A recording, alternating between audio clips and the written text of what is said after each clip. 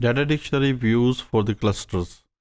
We have already discussed that how we can create the clusters and what are the clusters, why we need those one, what condition at what point that we should decide the clusters. Clusters are basically required for the replacement of collection of tables. So in case if we want to make the clusters for a couple of tables, or for example which are frequently used or frequently accessed by the users.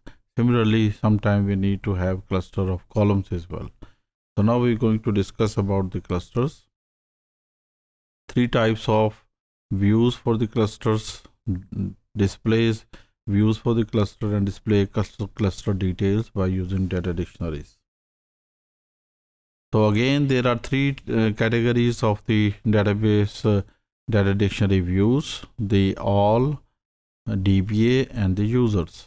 So how a user can see the information about the clusters, and how a user will see the clusters for if the user is a database administrator, and how someone will see all type of clusters informations. SQL used for the clusters is again the same one what we use for the tables and what we use for the constraints. So we will use data dictionary view dict, and we can put over there the CLU as a search of string, and on that basis we found the clusters. Some additional clusters are also available like DBA CLU column and user CLU column. So in which columns the clusters has been created.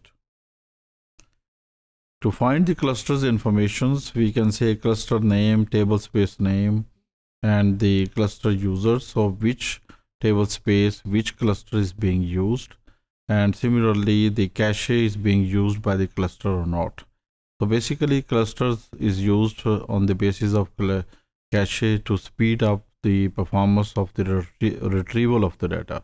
तो clusters जहाँ पे भी हम use करते हैं उसका link table space के साथ होता है, क्योंकि टेबल्स का भी लिंक टेबल स्पेस से होता है. तो basically cluster is the one optional way of replacing or using the cluster instead of tables. Sometimes we are not using tables for performance reasons, or sometimes we decide to use the tables which are frequently be used. So on that point of view, we use the clusters. Again, displaying clusters on tables means that we can join two data dictionary views on the basis of tables, and on that basis we can say that which columns are being used from the data dictionary and which column are being used from the point of view of clusters. So for example, in this particular case, we will say that the clusters are basically coming from the point of view of table space, cluster name, and cluster column names. So in this particular SQL statement, we use two data dictionary views: user underscore clusters and user cluster columns. So we join these one on the basis of cluster name. So when we join these two on that particular point of view, we can say that these are the basically cluster names and their corresponding column on which the cluster has been created.